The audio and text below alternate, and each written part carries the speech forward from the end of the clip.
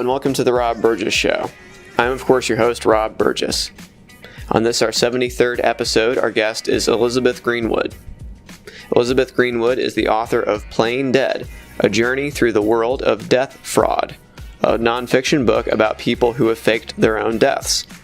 Her writing has appeared in The Believer, Rhapsody, O, The Oprah Magazine, Guernica, Vice, and the digital editions of The New Yorker, The Atlantic, and Esquire. She teaches creative writing at Columbia University and Eugene Lang College. Learn more at www.lizgreenwood.com and follow her on Instagram and Twitter at Liz Greenwood for You. That's LIZGREENWOOD, the number 4, and the letter U. And now on to the show. For people that don't know who you are, just go ahead and let people know who you are. I'm Elizabeth Greenwood. I'm the author of Plain Dead, A Journey Through the World of Death Fraud. Yeah. And where did you grow up? I grew up in Worcester, Massachusetts, kind of the armpit of New England, but a great place to leave and also a great place to return to every now and then. Now, when you were growing up there, did you always want to be a writer? Is that what your ambitions were from when you were young? Yeah, it's so funny. I did always want to be a writer, but I just had no idea how one could go about being a writer because it seems like such an impossible career. I mean, you know, you make no money, and even the odds of just getting something published is so crazy. So it's an ambition I kind of fought for a while because it just didn't seem practical at all. But now when I go back and kind of look at the trajectory of my life, there's some really funny moments that definitely indicate to me the kind of career I would have, particularly being a nonfiction writer. So, two things. In the 3rd grade, for the science fair, we had to do a science project, and I had just started, losing the rest of my baby teeth, which now seems kind of late to lose your baby teeth. I don't know what that was about. But we lived next door to an orthodontist at the time, and on my way home from school one day, I just went in unaccompanied and told the receptionist that I needed to talk to the orthodontist for my project, and when is he available for an interview? So kind of funny. And then later in the 5th grade, I did a similar thing. We had a class on civics, and, we were all assigned various kind of civic offices to research. And one of them was mayor. I got the office of mayor. So same thing, called the mayor's office and was like, I need to talk to the mayor. I have a really important 5th grade project to do. So I guess that sort of pestering people in service of nonfiction writing always came early to me. Yeah, well, that's pestering people. I've found is a very important skill. If that's something you're going to pursue, that something has to be in your toolbox for sure. Indeed. But I was drawn to your book right away as soon as I heard about it, and I also was drawn in the book when I started reading it to kind of the reasons you started thinking about this idea of faking your own death, which is a student loan debt, and that I know for a lot of people out there that's going to be a big relatable thing in your book there, because as you point out in the book, thanks to whatever that bill was that they signed, that you now cannot discharge that through bankruptcy. Right. That's not available the only to you. kind of debt you can't discharge through bankruptcy. Right. And there's this, I don't know if you've ever heard the Death, Sex, and Money podcast, but yes, oh yeah. Well, I don't know if you heard the episode they had about student loan debt, but there was people talking about how they had to, use their entire inheritance to pay it off. There's people over $100,000, just $250,000, and they're not, they don't even know what to do about it. All you do is pay the interest, and the principal would never go down, so you'd really never even be chipping away at the mountain of the actual debt. Right. It would just be whatever's falling down the side. So anyway, I don't know what kind of question that is, but I definitely related to that part of your story there. So absolutely, I started thinking about this idea about what it would take to fake your death based on a conversation I had with a friend years ago. I'd recently gone back to grad school. I already had loans from my undergraduate career, so I just took out even more, and I was like, fuck, what have I done? I've made such a mess. How am I ever going to repay this? And just very offhandedly and definitely joking, my friend said, oh, or you could fake your own death. I was like, that's a great idea. I didn't think about that. I just thought it was really kind of funny and darkly comic. So I just started looking into this phenomenon and asking questions about, first of all, what would it take, especially now, the day and age we live in, where everything is so closely monitored. But beyond that, kind of what would it take to really go through with, emotionally and spiritually? Like, what are the questions you have to ask yourself? So, yes, it was from student loan debt that I started looking on how I could take my own death. Mm-hmm. Right. The sad part is, though, now that you've written this book, no one would ever take it seriously if you tried to disappear. You know what I mean? You'd be suspect number one on that. Absolutely. Yeah. I first heard of you on the Criminal podcast, and one of the things I thought was interesting about that episode, and also, of course, your book, but it kind of looks at the different angles of it, and you kind of talked a little bit about that, about what would it take to do it. I thought it was kind of enlightening to look at it from what would it take to do it? What would it take to find somebody who's trying to do it? What would it help? What would it do to take, somebody who has a life and turn them into somebody that's just disappeared? What did you learn from kind of looking at it the different angles there? Gosh, so much. I mean, so my book looks at death fraud from a lot of different angles. So obviously there's kind of the practical, logistical ways of doing it, and then talking to people who have faked their deaths for a while. Obviously, if they're talking to me, they've been caught. But, scalable insight, people who got away with it for 10 plus years in certain cases. And then looking at it from this kind of pop cultural phenomenon, like, why do death hoaxes persist? Why do people still want to think Tupac and Elvis or chilling in Cuba? So I wanted to take this very holistic view to what all of it entails. And I learned a ton from the kind of practical, logistical point of view. I think the best insight I got for answering that was talking to insurance fraud investigators who spend their careers tracking down people who have fraudulently tried to collect on a life insurance policy. That's a, pretty big motivator for a certain stripe of criminal to try to fake his or her own death. And basically what I learned from them is that the more kind of theatrical you try to get with staging the accident and submitting various evidence to the company, the more likely you are to get. So, for example, the problem when you fake your own death, right, is that you need to still keep this human container of yours. So the problem is trying to kind of, submit evidence of a body, of a corpse to a company, because you can't do that. And without a body, typically life insurance policies aren't paid out for 7 years. That's a long time to wait, especially if you're the type of person who's like, I'm going to fake my own death and get rich. You're not really probably super patient. So what a lot of these people will do is stage these elaborate funerals where they will hire kind of extras to play mourners, and they'll videotape that funeral and submit it to the life insurance fraud company. And, these investigators are highly trained, and usually they're investigating policies that are quite expensive. There's a lot for the company to lose. So, they're combing through every single little angle of evidence. So they will look at those videos, and in certain cases, they've noticed that it'll be it'll appear to be 40, 50 people at this funeral, but really it's the same 4 or 5 people circling through and changing t-shirts in some cases. It's insane. Yeah. So what I learned from them is kind of the more simple, the more elegant, fewer bells and whistles is kind of the better. Right. Well, it's kind of like when you're a kid and you're trying to tell a lie and you overplay your hand and you like over-explain. More details. It's like, wait a second, why are you saying so much right now? Now I'm suspicious. Totally. Yeah.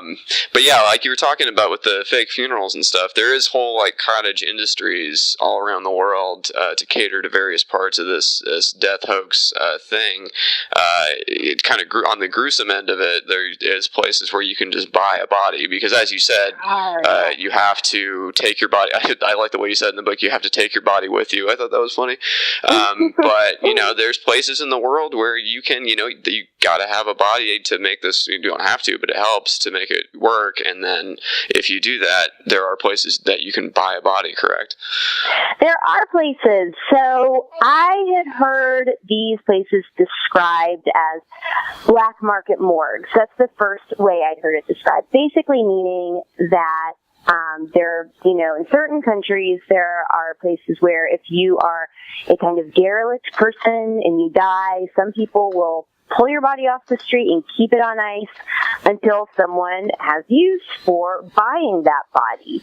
So that's one way it works. Those are actually less common, though, than people going into municipal morgues, which in a lot of places are underfunded, understaffed, and, trying to find a body that kind of suits your appearance, matches your appearance, suits your specifications, and just trying to obtain an unclaimed body. So it's still kind of an official institution, but you are, obviously using that place for unofficial reasons. So it's not even black market in that case. It's just, there's probably a lot of inventory, and getting a body off their hands is like, okay, great, sure, go for it. So you're not going to have the onus and burden of proof that you might like somewhere in the United States. Right. Yeah, absolutely.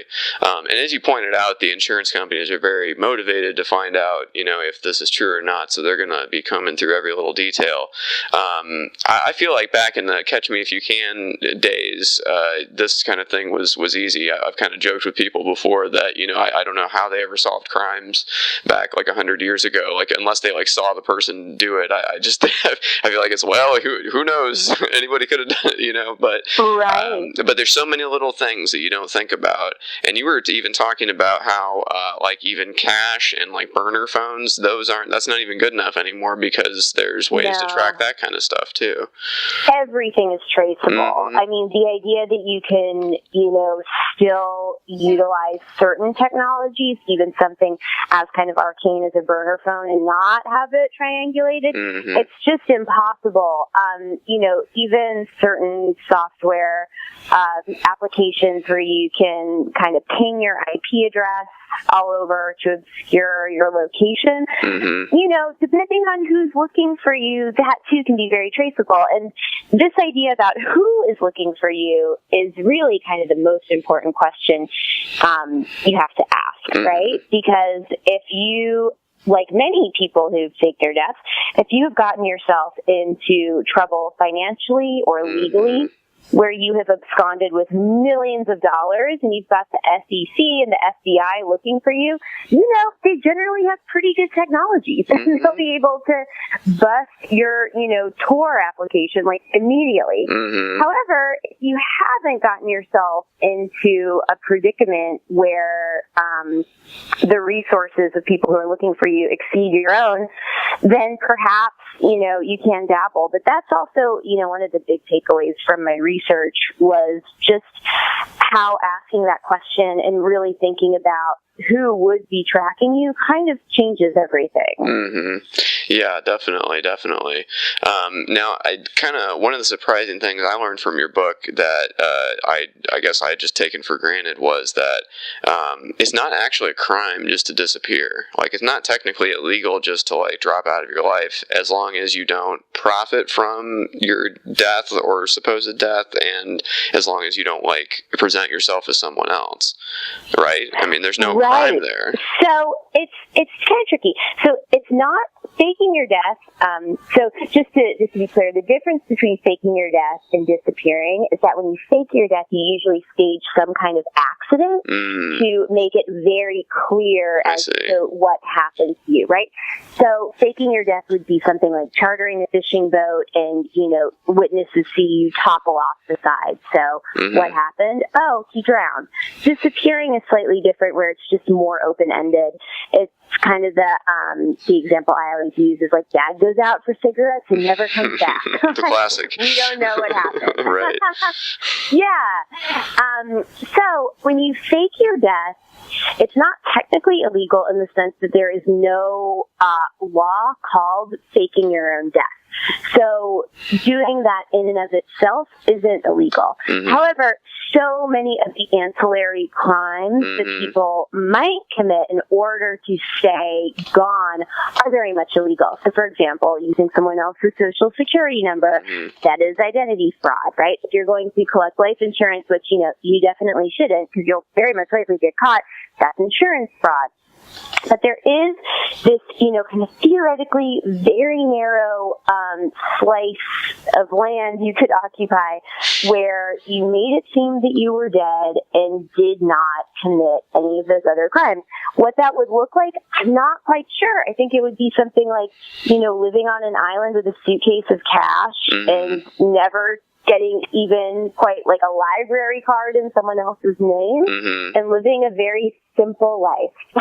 Didn't you have a little vignette about somebody in like Germany that did something similar to that? This is an incredible case. It's one of my favorite cases from the book. So this is a story of a young woman by the name Petra Patzitska. And this took place in Germany in the early 80s.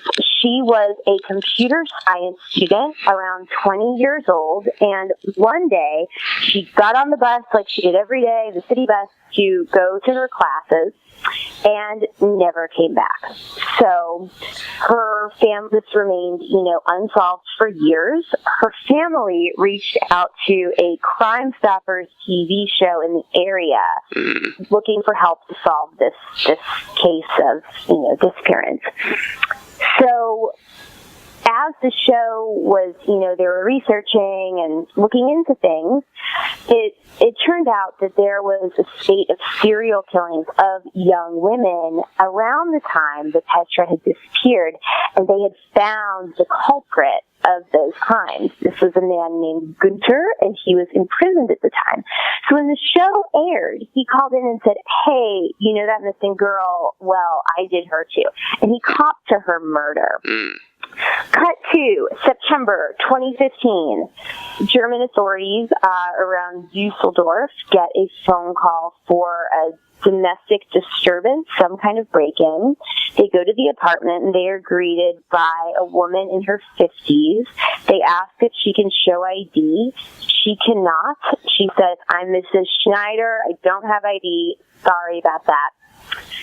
Lo and behold, this is Petra Patzitska, and she had just been living off the grid, cleaning houses, getting paid in cash. She had never taken out another identity or, from what they could tell, committed any kind of fraud or had any nefarious kind of doings while she was considered dead. So the only penalty that she had to pay was registering herself alive with German authorities. So it's a pretty extraordinary case. It's almost like, I've tried to talk to her. She will not talk to anyone. It sucks. I would oh my gosh, I was so thrilled to talk to her. But, it seems like it almost happened just kind of perfectly, unless she was able to get in touch and conspire with that serial killer guy, which just seems very unlikely. It just seems like the pieces really fell into place in a way that you could never plan for, right? Right. It's very lucky.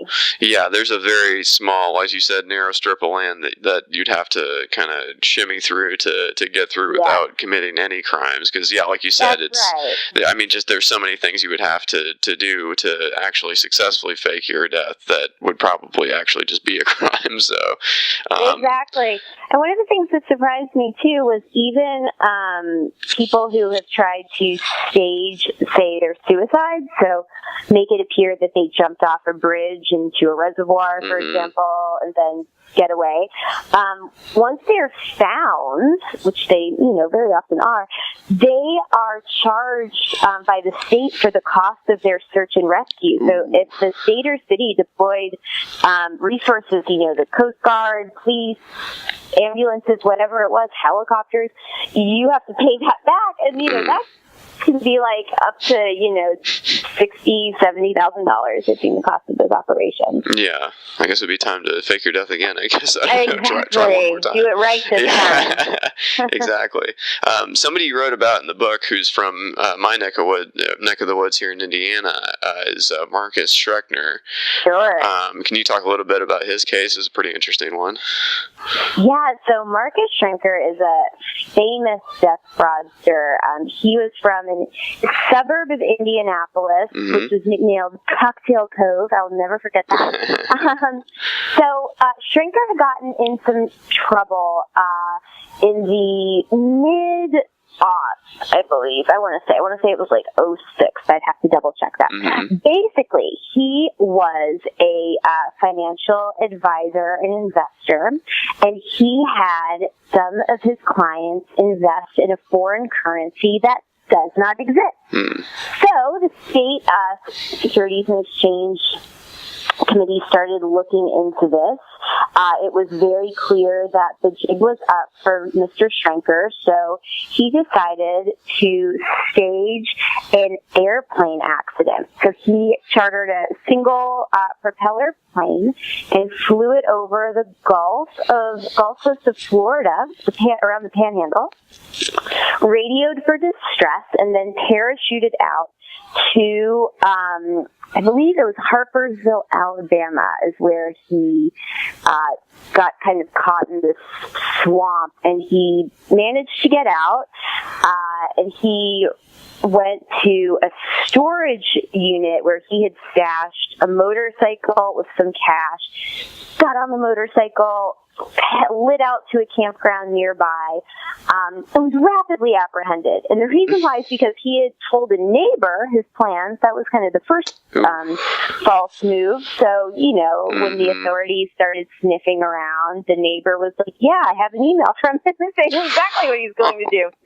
And I think the real piece de resistance of that is this story is that he had also purchased, authorities found a road atlas with some of the supplies with the storage unit, and they noticed that several pages were torn out. Ostensibly the pages, he would need where he's going. So they simply went to a gas station nearby, bought the same road atlas, and followed those missing pages. Yeah. And they found him pretty soon. Wow. Yeah, and he had the plane that crashed and no one was in it, right? That's exactly right. I mean, there's going to be questions if an empty plane crashes. They're just going to be like, oh, well, case closed. Who knows what happened to that guy? Exactly. Yeah, well, it's amazing what some people will do when they kind of create these and stage these vehicular accidents. So there was one story I read about where a couple staged a car crash, like, if you think about that's probably one of the trickiest ways you could do it, because you have to get the skids on the road just right, and it's pretty tricky to stage a car crash. Oh yeah. But they had thought ahead in the way that Schreckner had not. So they thought, okay, well, we're going to need to have our remains in this car when they come to investigate. So they actually took cow parts, like various parts of the cow carcass, and had it all ready in the car and just lit it on fire. Yeah. Now, another thing I thought was interesting, and this is another thing I guess I had just kind of taken for granted, that, if I were to think about how would you fake your own death, I would think that going on the water and just not coming back would be the way to do it. But apparently that's the easiest way to signal that you're trying to fake your own death, right? That's the first thing that they're like, well, okay, the body should wash up by now. Right. That's right. Yeah. So we all kind of think, okay, what's the kind of accident you could really do where you can still keep your body, where bodies often aren't recovered, and we're all like, water, and we think that we're just criminal masterminds. But just as you said, it's actually a really big red flag to investigators when there's been a water accident and a body doesn't wash up within a few days. In most places, of course, there are spots on the globe where the tidal forces are extreme, but in most cases, bodies do wash up. Mm-hmm. So especially if you have been in some kind of trouble, especially legally or financially, it just raises red flags immediately that this is a death by water with no body. Yeah, and then the other one that I didn't realize was maybe the better option, you say, was to go on a hike and then don't come back, because people disappear doing that all the time. So yeah, that was really surprising to me, too. So that little tidbit, and again, it's not a recommendation. No, none of what we're saying should be taken as a field guide. I guess we should have had that Exactly. caveat to start I always with. have to say that. I always want to make that clear. It's not suggestions. So I found that out from, again, investigators who work a lot of these fraud cases. Because, again, when you try to stage a pretty elaborate accident, you're just really increasing your odds of getting caught, because there's so much more that you're, orchestrating that won't add up in a lot of cases. So going with this kind of elegant, open-ended, mysterious exit is much more, seems real in a lot of cases. People do disappear hiking all the time, and bodies remain unrecovered for a long time, if ever, in a lot of cases. So that was also very surprising to me. Yeah, absolutely. I keep chuckling to myself about the going out for cigarettes thing, because that's like the classic 50s dad way of just slipping out the back door. But so another person you wrote about that I've actually written about before was Tim Dog, which that's a pretty interesting case right there. But I mean, he had some problems, so people were obviously a little suspicious too. So. Tim Dog case was so fascinating. I know. And I spoke to one of the women. So do you want to give listeners the thumbnail on it? Oh, absolutely. Yeah, I'm sorry. I guess you and I know who this story, but let's let them in on it. Yeah, absolutely. So Tim Dog, and you can still help me fill in the details. Tim Dog is a 90s rapper. Mm-hmm. He had gotten caught for doing a lot of scams, namely to single women, getting them to, in some cases, quote unquote, invest money in him. That he was going to put out this box set CD of his CD set of his greatest hits, which I can't even name one Tim Dog song, so I'm not sure what would be in that box set. But so lots of women he targeted were getting money off of credit cards in the form of cash advances, super high interest rates, tens of thousands of dollars. Mm-hmm. So a number of kind of scams like this had caught up with Mr. Tim Dog, and it came to light that he had been, I believe, correct me if I'm wrong on this, reported dead, in the form of his obituary running in the paper, and also a death certificate, but there was never any body recovered. Right, exactly. Yeah? Mm-hmm. So this came to light. A journalist at The Source covered it, and then this was picked up all over. But no one really believed it, again, because of this financial malfeasance he'd been involved in, and again, this lack of a body. It seems very suspicious. Mm-hmm. So now remind me, I don't think at this point he has not been spotted. He has not been seen. Well, I looked into it, and they said, and NBC News say they confirmed that he did actually die, but it was disputed, and then there's a death certificate filed in DeKalb County, Georgia. So that's kind of where it ended up. So, but I mean, you're right. Definitely the events leading up to it caused people to definitely go in that direction for sure. So it had all the makings. With some of the women woman who had been involved in this scam, and they didn't believe that he was dead. Like, right. They thought that this really kind of matched the profile that they'd come to know of this guy just really being a shyster. Oh, yeah. He just sounds like a complete scumbag. Yeah, exactly. Yeah. Yeah. No, that's funny you said Tim Dog. I just, it's not one of those names you can say part of. It's Mr. Tim Dog all at once. Tim Dog. Exactly. Hello, There's no other way. But yeah, kind of going back to something you brought up before, Michael Jackson's death. You read about that, and I thought that was just a fascinating chapter because you talk to people that are, you call it, they're believers, right? They think he's still alive. That's what they call themselves. They're self-anointed believers, right? Believing that, you know, their idol will return one day in this kind of Christ-like return to earth to show people that, you know, it is possible what he can do. So, yes, they do not believe Michael Jackson died. They are very passionate about combing all of his lyrics in different, you know, YouTube videos for clues. He communicates to them. So they are really passionate about this quote-unquote fact that he faked his death. Yeah, and I just wonder if there's ever going to be a high-profile death that we ever just accept as on its face again, because I feel like there's just the, like, reaction now out there that this is fake. Like, it's just going to be the way it is. Like, there's never going to be a time where we're going to be like, oh, case closed, okay, and there's always going to be this, you know, oh, but, you know, they were spotted in Jamaica or something. I know, and I think that's interesting to kind of puzzle through and think about why that is. Why is it that we don't want to accept these deaths on their faces? Like, what is it about us as humans that really wants to cling to this kind of mythology that things aren't actually as they appear, and that it is possible to, you know, really have the upper hand on what seems like the hardest and fastest fact of life, which would be death. No, you could manipulate it. You could do something else. I think it's just kind of endlessly fascinating for us to think about. And then especially when you bring in the celebrity aspect of people's faces who are so recognized by millions and billions of people that they could kind of hide out and in plain sight and get away with it. It's just really fun to think about. Oh yeah, definitely, for sure.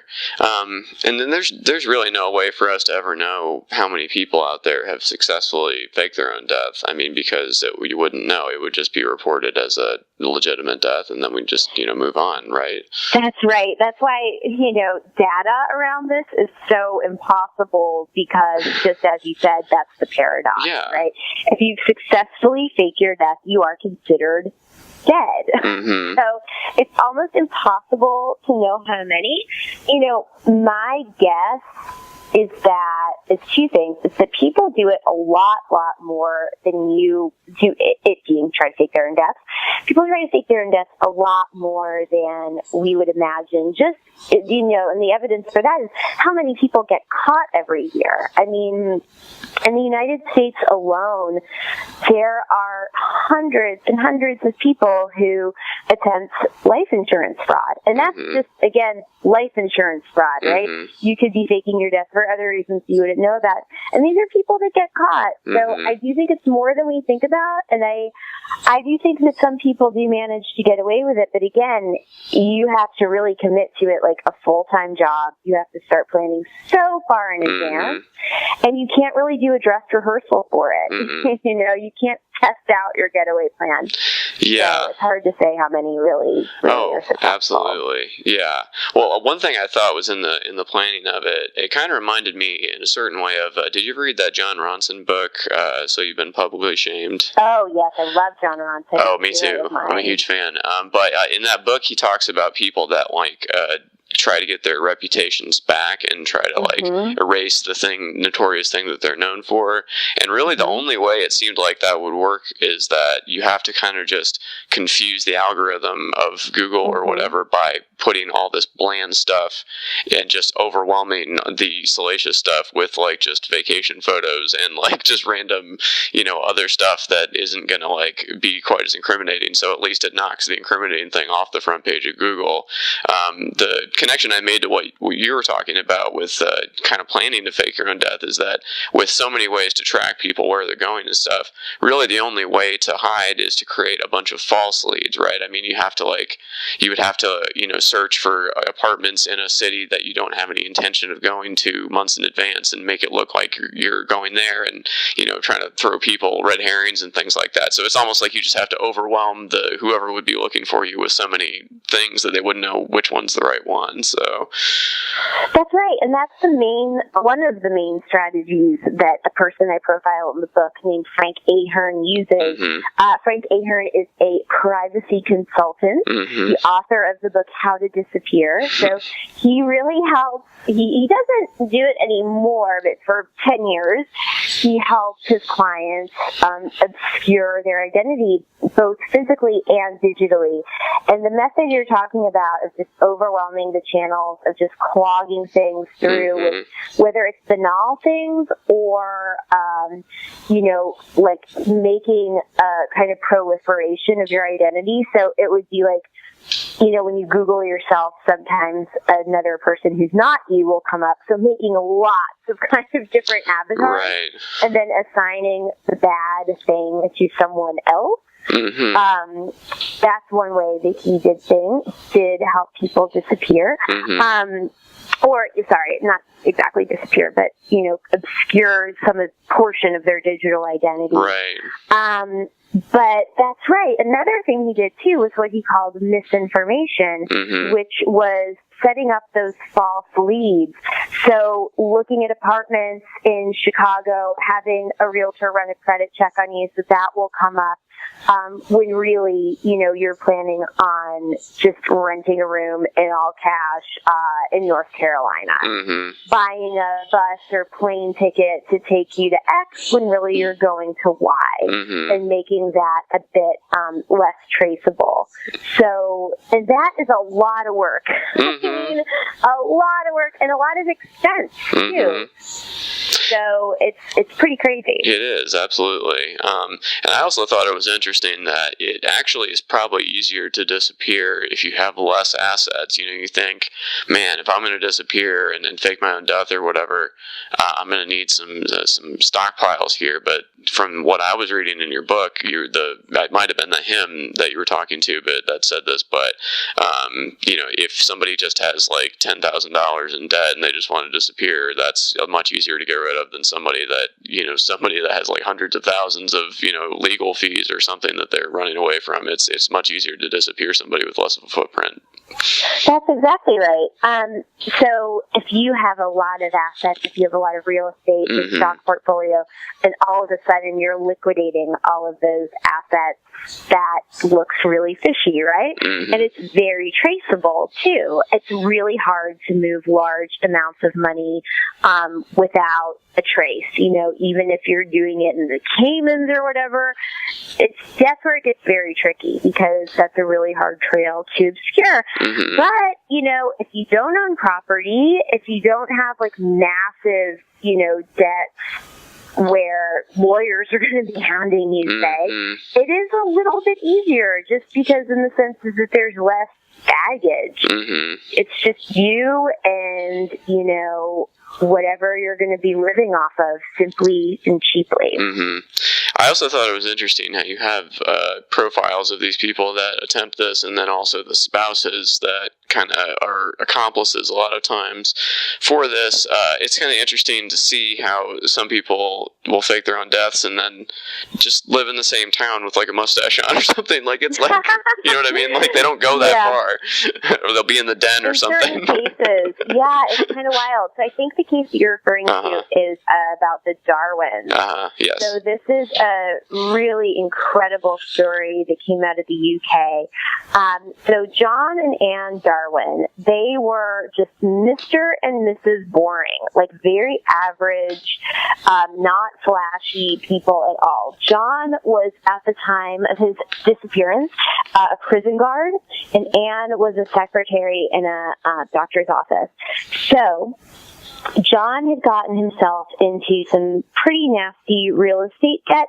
Nothing crazy, but I think to him it felt like a lot. He had acquired a dozen buildings over the span of just a few years, and he was renting them out, and the rents would sometimes come in late, and he wouldn't be able to make payments, and he'd get the cash advance on the credit card, and everything just piled up. Mm-hmm. So he was feeling very overwhelmed and realized that he would be worth more dead than alive. Being able to get out different insurance policies and pensions, and being able to sell off these homes that were in debt. So with the help of his wife, Anne, in 2002, he staged a kayaking accident. Mm-hmm. So paddled out to sea, had some supplies stashed in the kayak with him.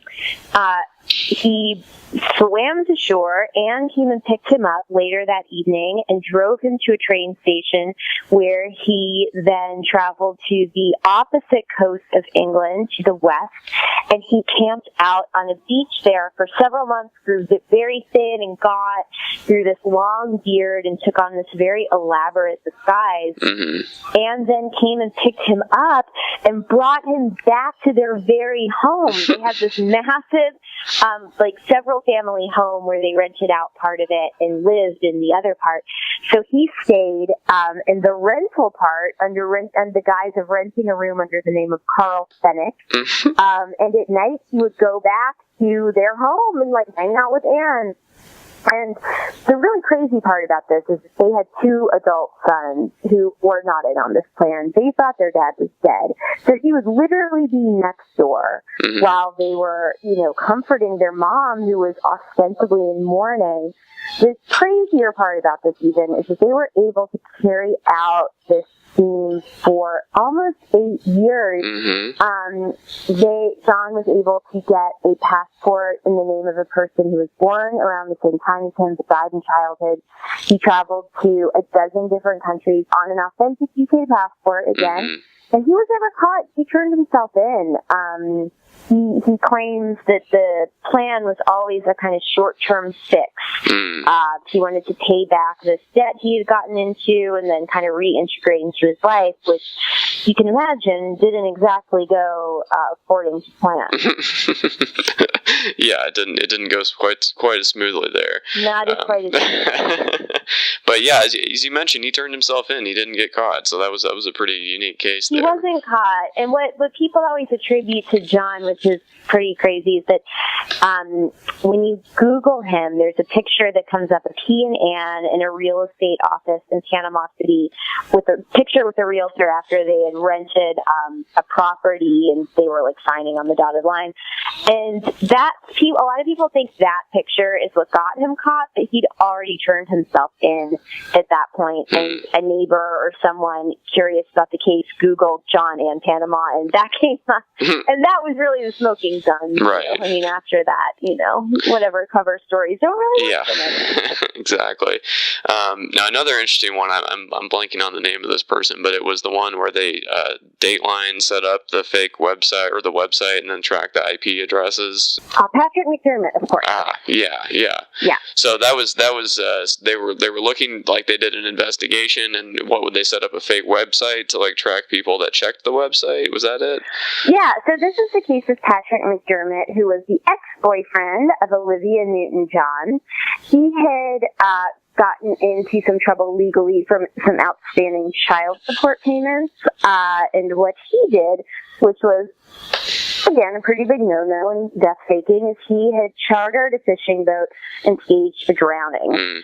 So investigators did not believe this. They hired Dateline NBC hired a team to look into this death, and what they did was they set up a website to the effect of findpatrickmcdermott.com, asking for any tips, because people who'd seen him could post them here to aid in the investigation. Well, Mr. McDermott thought he was going to stay one step ahead of the game, and he would check out the information that was coming in about him. So investigators were just really monitoring the web traffic to the site very closely, and they saw a centralized cluster of these addresses all hailing from a little town outside Puerto Vallarta. So they just followed this trail of breadcrumbs, and there, lo and behold, is Mr. McDermott. He led his investigators right to his hideout by checking this website so much. Mm-hmm. Yeah, and it's like if he hadn't been so interested in checking back at his own publicity or checking back at people checking on him, it's like maybe people wouldn't know where you were, dude. So. Right. But yeah, no, that's just a fascinating subject. But what books are you planning on writing next after writing so much about people that faking their own death? Where do you go from there? Well, I'm working on another nonfiction book for Simon & Schuster, and this is tentatively titled Love Lockdown, and it's about people who seek relationships with prisoners. Oh wow! Okay, I'm in already. I'm up for reading another. Tons of fun. Yeah, absolutely. So have you started the research process for that? I have. Yeah, okay. I've been researching it for about a year now. Okay, cool. And are you looking at people that start with a relationship, or people that start a relationship when they get in? I'm looking primarily at people who seek out prisoners, people who didn't know each other before one was incarcerated, so people who will go on pen pal sites. Some of them are most definitely dating sites, or sometimes people who meet through like a mutual friend, or people who go and volunteer or work in prisons and then find love with inmates. Mm-hmm. Yeah, well, that's fascinating. I'll definitely be up for reading that. Thank you. Yeah, so you're also a creative writing teacher, and what writing advice do you give to your students? Oh, gosh. Well, it's kind of banal advice, but I really do think it's true, is that you really just have to read so much. So I think reading as much as you can, because when you're reading and you're, really paying attention, you're really teaching yourself how to write. I'm still noticing all the time in my reading, I love the way that author was able to integrate that quote. How could I do something like that? So, you're always kind of looking for moves and little tricks that you can steal. So that's a big one. Mm-hmm. And then I think really just paying, especially if you want to write, well, either fiction or nonfiction, but since I'm a nonfiction person, I'll give it to nonfiction. Mm-hmm. I think just really paying attention to the world around you and really listening to people and, just going out into the world and putting away your phone and just seeing what's there and observing. I mean, it's really incredible. And just from there, being able to take notes and start describing the things you see. So it's not even necessarily a thing where you have to, be sitting down and grinding out 10 pages a day. That's great if you can do it. But I think the kind of real presence and integration you can give this world and just paying attention to what you see, that's where the real kind of idea generation starts to happen, and being able to bring things to life through very vivid, visceral, sensory description is a great thing to write. It's something you can do every day, right? Oh, yeah. Without huge blocks of time. Oh, absolutely, yeah. And that's a great skill to have, too, because, when I read something, I always love when I read a short little description, but it, opens up a whole, thing in your mind from that short description. They don't need to say a lot, but you get a lot from that, and I always like to, because there's an economy of words from that. Yeah. So, and when I go into a situation, if I'm writing a story about something, I'll write down just 10 things, or a list of things, so just a surroundings kind of environment, just to get those visceral things. And I know exactly what you mean, just because you want to put people right in the. Yeah. I mean, it's easy to skip over those things if you don't think about them. You know what I mean? Because you assume people see what you see in your mind. Right. So. And also, thinking that you'll remember them later, you won't. No, it's never really happens. Important to get things down in the moment. When I'm doing reporting trips and I'm spending all day with people and just being fully engaged, I'm so tired at the end of it, but I know I have to write, just those details and moments down and type up my notes while it's fresh, because otherwise, sadly for me, it's just gone by morning. Oh yeah, absolutely. Well, we're getting pretty close to an hour here, and I really appreciate you taking so much time to talk to me. Pleasure. It's been a lot of fun. Thanks for having me. Yeah, one thing I always ask people kind of at the end here is, what music have you been listening to lately? Oh, such a great question. What music have I been listening to? Okay, since it is summer, I've been really pumping like the 90s hip-hop fun party jams. Oh, I'm with you. Oh, it's been so fun. Just the stuff from our youth that just like really makes you smile in one jam. Absolutely. That's pretty much where I keep my Pandora 24/7. So nice. That's excellent. So is there anything else I didn't ask you about that you want to get in there before we go? I don't think so. I think that was great. Yeah, just that the book is out in paperback on August 15th, and thank you all for listening. Yes, and I can't recommend it enough. It was just so fascinating to get to know the intricate world of pseudocide, and that's a great word I learned from your book. But and I look forward to reading your whatever you're working on next, and thank you so much for taking the time. I really appreciate it. My pleasure. Thanks so much for having me. Have a good day.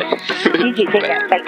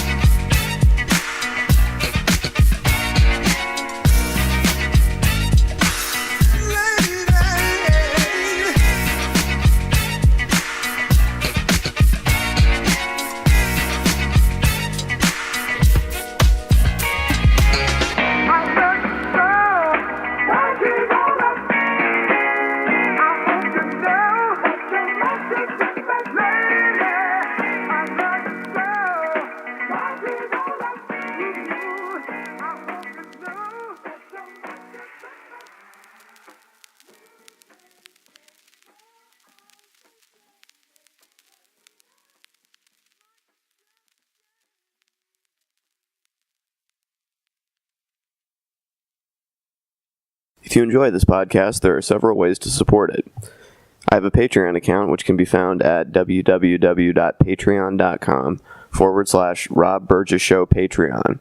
I hope you'll consider supporting in any amount. Also, please make sure to comment, follow, like, subscribe, share, rate, and review the podcast everywhere it's available, which includes iTunes, YouTube, SoundCloud, Stitcher, Google Play Music, Facebook, Twitter, Internet Archive, TuneIn, and RSS. It really helps. The official website for the podcast is www.therobburgesshow.com. You can find out more about me by visiting my website, www.thisburgess.com. Until next time.